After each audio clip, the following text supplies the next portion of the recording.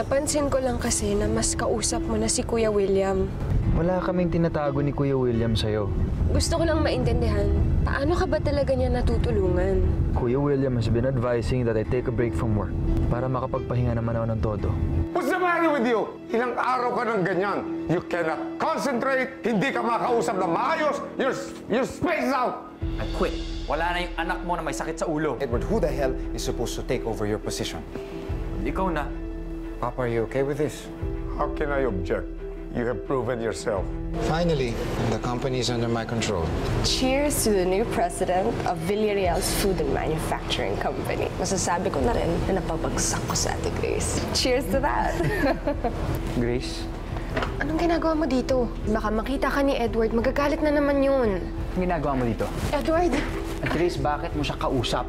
Dito pa sa opisina ko. Nangangamusta lang ako sa kanya. Nangangamusta ka? Mukhang pinupormahan mo. Aaminin ko. Natatakot ako sa pwedeng magawa mo sa kanya.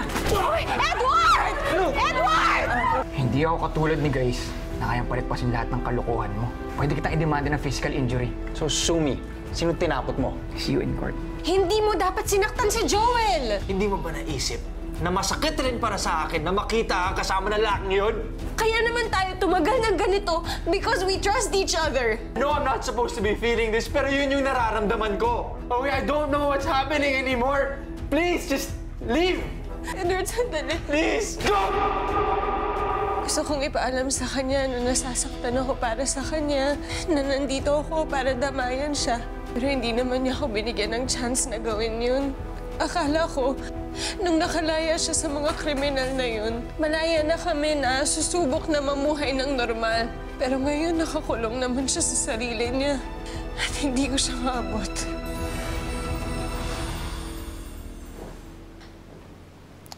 Wala na akong magawang tama. I've lost my drive. I've lost my will. Kahit sarili ko nga nawala na rin eh. It's just a side effect of your vitamins. Lilipas din yan. Ang mahalaga, ipatuloy mong pag-inom. Ito.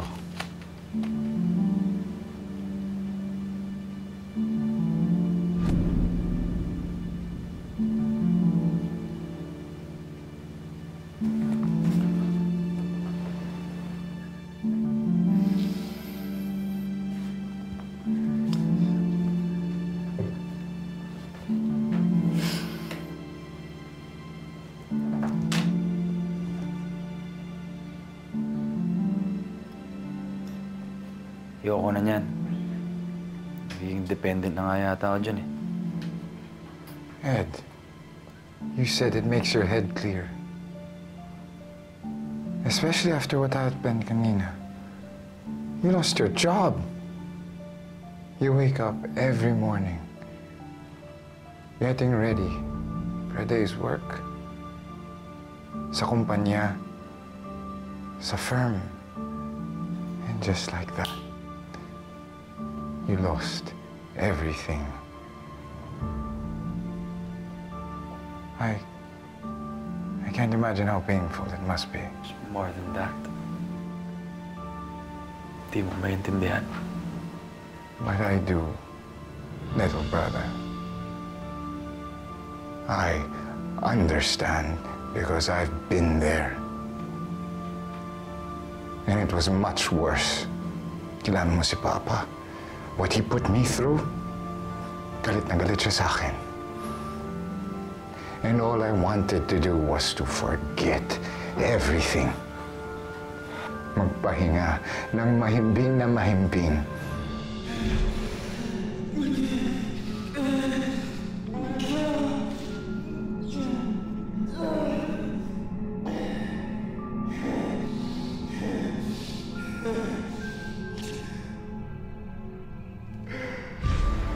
Isn't that what you want, Ed? To forget and to rest, to really, really rest. Then you should take these because they'll help you sleep.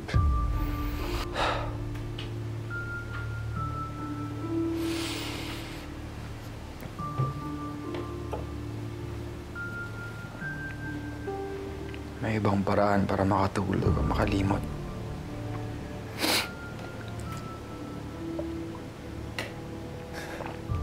All right. Pero iwanan ko to dito. Now, if that doesn't work, please, take 2 or 3 of these. It'll help you sleep.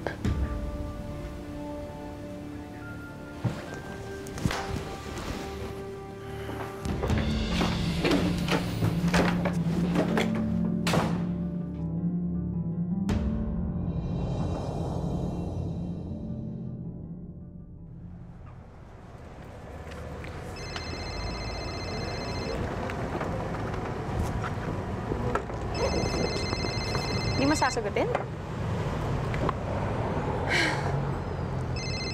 Answer call. Hello? Joel, wag ka nang tatawag, please. Grace, gusto ko lang makasiguro na hindi ka sinasaktan ni Edward.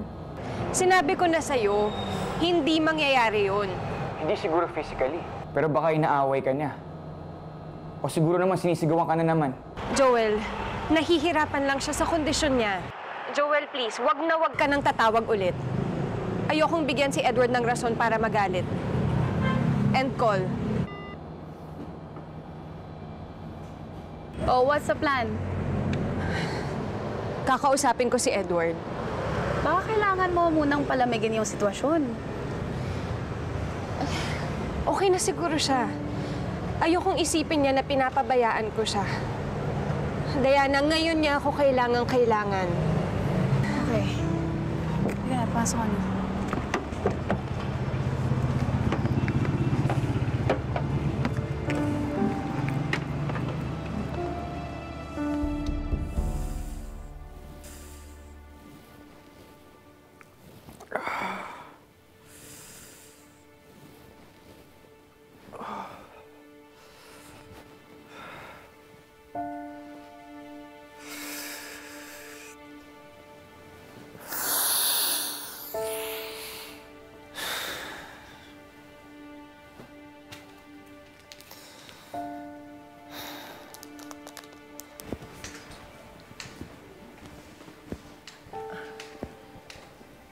Maupo mo muna kayo. Patawagin ko muna si Ma'am Stella. Salamat po. Ma'am? Ma'am?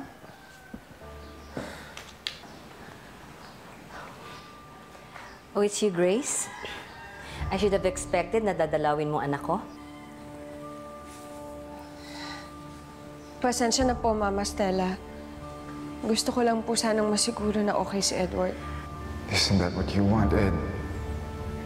To forget. Take 2 or 3 of these. It'll help you sleep.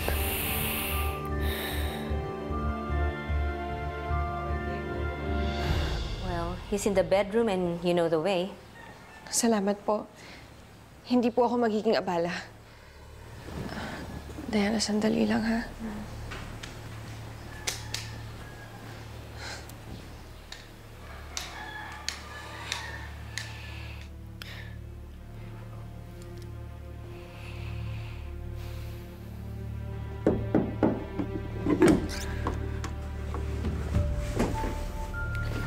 Edward?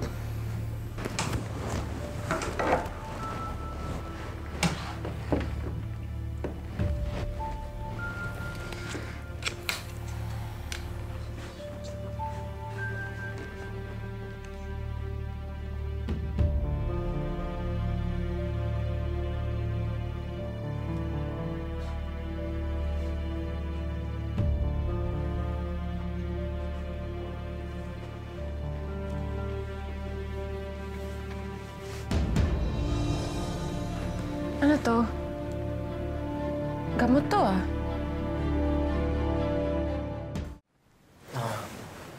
Wala yan. Akin yan. Edward, bakit parang agitated ka naman? Anong gamot ba yan? Wala lang yun. Yun yung para sa headache. Yung nireseta ni Doc Mirasol. Kailangan ko siyang bigyan ng panibagong gamot para mabawasan ang pananakit ng kanyang ulo. Tramadol. Yung bago mong painkillers? Oo, yun. Bakit parang tinatago mo sa akin? Ano ang sinasabi mo, Grace? Edward, meron ka bang hindi sinasabi sa akin? Wala. Okay, wala. Grace, iniinom ko na nga itong gamot ko para gumaling ako. Tapos andito ka, pinagdududaan mo lang ako. Look, you don't have to worry about anything. Ginagawa ko naman yung kailangan kong gawin. Please, just trust me on this.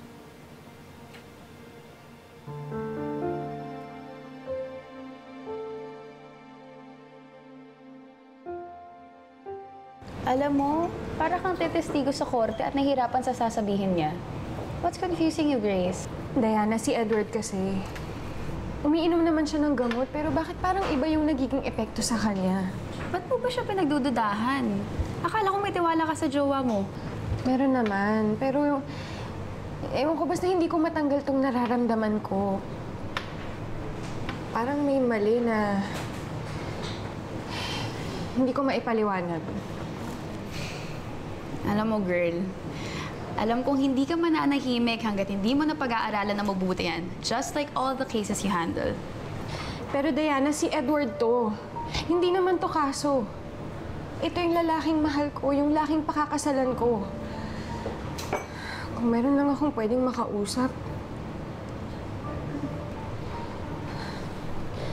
Alam ko na kung sinong pwedeng tumulong sa akin. So sinabi ni Edward sa'yo that he's taking tramadol. It's the big surprise. Nireseta yun ng doktor sa kanya. Kuya William, para kasing natatakot siya na ipahawak sa akin yun. Eh ako naman yung nagpapainom nun sa kanya dati. Grace, sinabi ni Dr. Mirasol na magkaka-mood swing si Edward. So bakit ka nagugulat sa asal niya? Kuya William, ikaw yung mas kinakausap ni Edward tungkol sa issues niya, sa health niya. Mas open siya sa'yo. Nagbabaka sakali lang ako. Baka meron siyang sinabi sa'yo na hindi niya masabi sa akin. Wala. Wala siyang sinasabi and I am sorry dahil hindi ko na alam kung ano sasabihin ko para masatisfy ka. Ate Grace, ano ba talagang gusto mong palabasin, ha? Bakit ba sa tuwing may nangyayari diyang masama sa boyfriend mo, si William kagad yung sinisisi mo? Bakit ba kami yung iniimbestagahan mo? Chari, kung sa'yo din naman nangyari to, may iintindihan mo din ako. Gagawa ka din ng paraan para magamot si Kuya William. And you did that, right? Nung mga panahon na hindi okay ang takbo ng isip niya? Oh, so you really think na nawawala na sa sarili si Edward? Grabe ka. Anong klase kang girlfriend para pag-isipan ng masama yung boyfriend mo? Pero sige, if that's the case, if you really think he's going insane, walang ibang dapat sisihin kundi ikaw. Alam mo, Chari, hindi ko alam kung bakit ganyan ka makareact. Ang simple-simple naman ang pinag-uusapan natin dito eh. May sakit si Edward at gagawin ko ang lahat para magamot siya because I don't want to see him suffering. Eh kaso, dahil dyan sa pagdududa mo, kaya mas lumalala yung sitwasyon. Ano ba sabi sa'yo ni Edward? Diba he can manage? Just give him time kasi. Tumahimik ka na lang dyan, tanggapin mo na lang, huwag kang masyadong atat!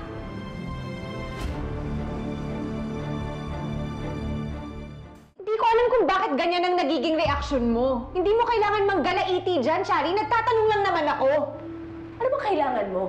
Di ba pinag-usapan na natin to na walang ginagawang masama si William dyan sa boyfriend mo? Bakit ganyan ka mag-isip? Wala naman akong sinasabi na may ginawa siya. Well, that's how you sound! Shari? Shari, honey, don't, okay? Don't. Hindi. Alam mo, William, medyo nakakainis na kasi si Ate Grace eh. Wala ka namang ibang ginawa kundi tulungan yung kapatid mo. Tapos siya, wala siyang ibang ginawa kundi pagdudahan ka.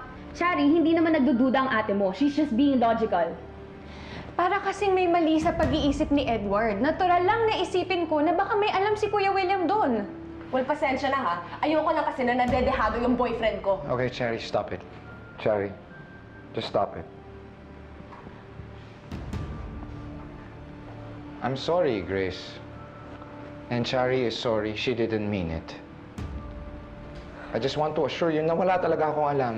But if it will pacify you, then fine. Kakausapin ko si Edward.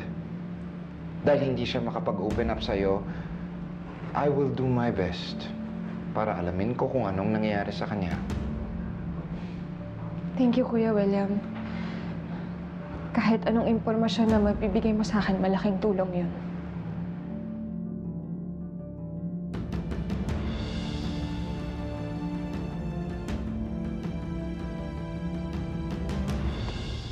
Sinabi na ni William na tutulungan ka niya. Ba't parang bothered ka pa rin dyan?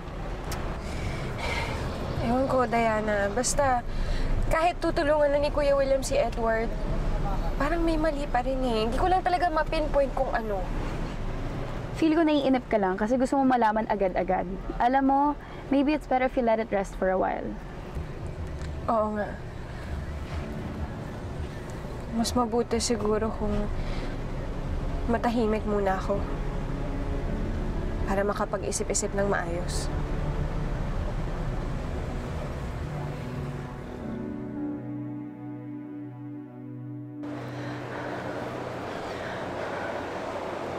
Nakakainis ka talaga, William. Kinampihan mo na naman yung babaeng yun. Are you out of your mind? Hindi mo ba naisip na kung kinampihan kita, pagdududahan ako ni Grace? You're putting our plans at risk dahil walang preno yung bibig mo. Fine. But you should thank me. Because I made it sound like na si Ate Grace lang yung iisip na may kakaiba sa behavior ni Edward. Because of me, siya yung sisisihin at hindi ikaw. You're right. Thank you. You have my back. And we should take care of each other.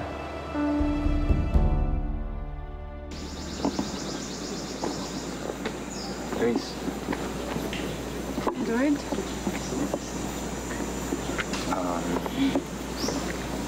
Gusto ko lang mag-sorry para sa lahat ng mga ginawa ko sa'yo. Hindi ko naman talaga sinasadya na nasaktan ka. Alam ko. Edward! Edward! Edward! Anong nangyari sa'yo? Ha? Edward, kausapin mo ako! Edward! Sino gumawa nito? Edward! Edward!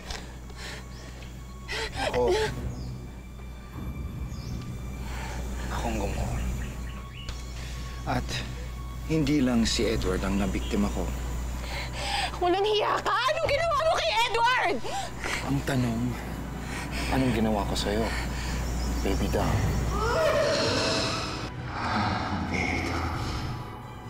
Ikaw? Ikaw ang gumahasa sa akin? Hayop ka! Hayop ka! Magbabayaran mo to! Hayop ka! Hayop ka! Hayop ka! Hayop ka! Ginawa mo kay Edward! Ano ginawa mo sa akin? Hayop ka! Lumamit ka dito! Hayop ka! Grace! Hayop ka! Hayop ka! Hayop ka! Hayop ka! Grace, wala na to! Hayop ka! Nananaginip ka, Grace. Si Diana to.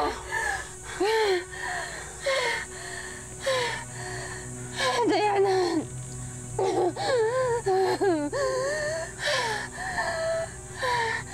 Pati sa panaginip ko, nandun si Kuya William. Ano ba naman yan, Grace? Sabi mo sa akin, iidip ka lang, gato pa yung nangyari. Sobra mo na kasi siyang iniisip. Na-involve siya sa nangyayari kay Edward. At hindi lang yun, Diana, pati sa akin. Sa kaso ko. Hindi ko maalis sa isip ko ang pagkakalink niya dun sa lalaking gumahasa sa akin. Diana, nung nabulag ako, merong ibang nagbukas sa akin. Yung instinct ko, yung heightened senses ko. At kakaiba ang nararamdaman ko ngayon, Diana. Masama ang kutob ko sa mga ikinikilos ni Kuya William.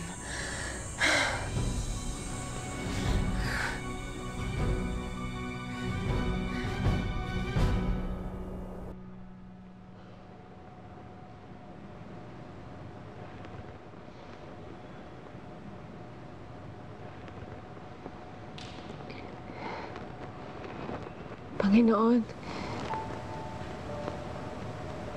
tulungan niyo po ako. Natulungan si Edward. Tanggalin niyo po tong pag-aalinlangan ko. At gabayan niyo po ako patungo sa katotohanan. Alang-alang kay Edward.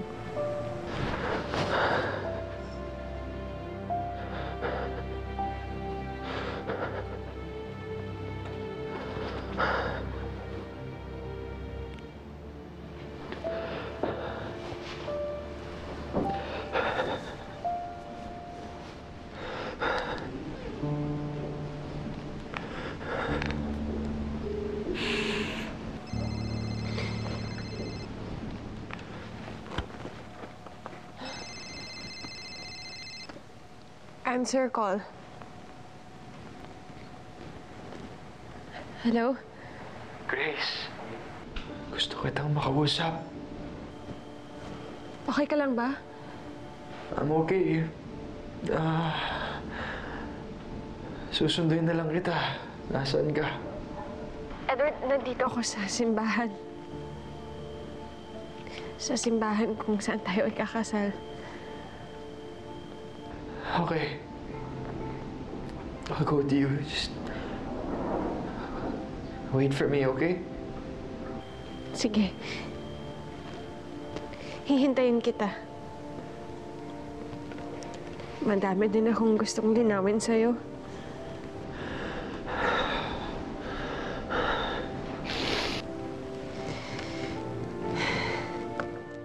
O sa paano ngayon yan? Nagdududa na si Ate Grace tungkol sa gamot ni Edward. Paano kung malaman niya na iba na yung tinitake niya, ha? I seriously doubt that. Walang magagawa si Grace. You see, hindi niya nakikita yung gamot. So, hindi niya malalaman that Edward is slowly getting hooked on the drug. Titindi at titindi lang yung epekto nun sa katawan niya.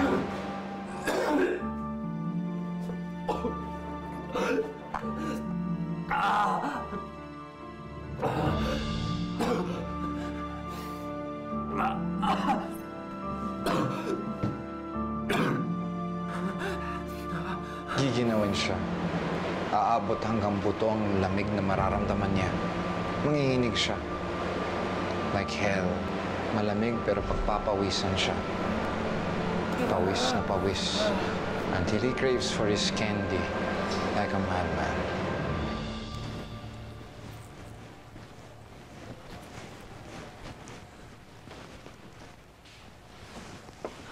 Oo, ano, Grace? Asan na si Edward? Tagal nga eh. Diana, pwede bang puntahan na natin siya? Hindi na ako mapakali dito. Okay. Akin ang bag mo.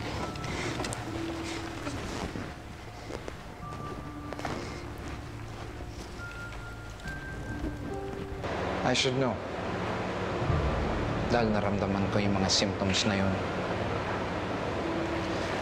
Alam mo ba kung kailan ko nalaman na naging addict ako sa gamot na yun? Kailan? I began to hallucinate.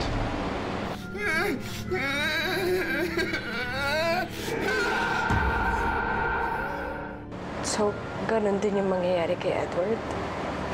Mag-hallucinate din siya? Exactly. It's inevitable.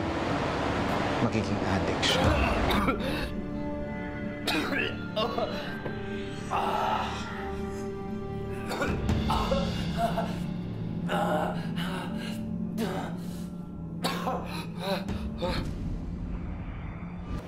Edward?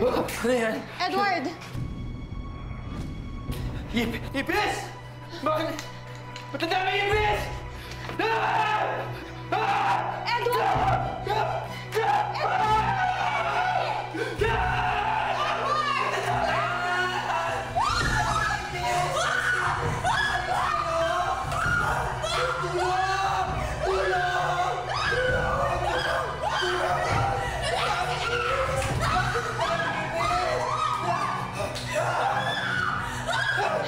Edward! Anong nangyayari sa'yo? Edward, anong nangyayari sa'yo?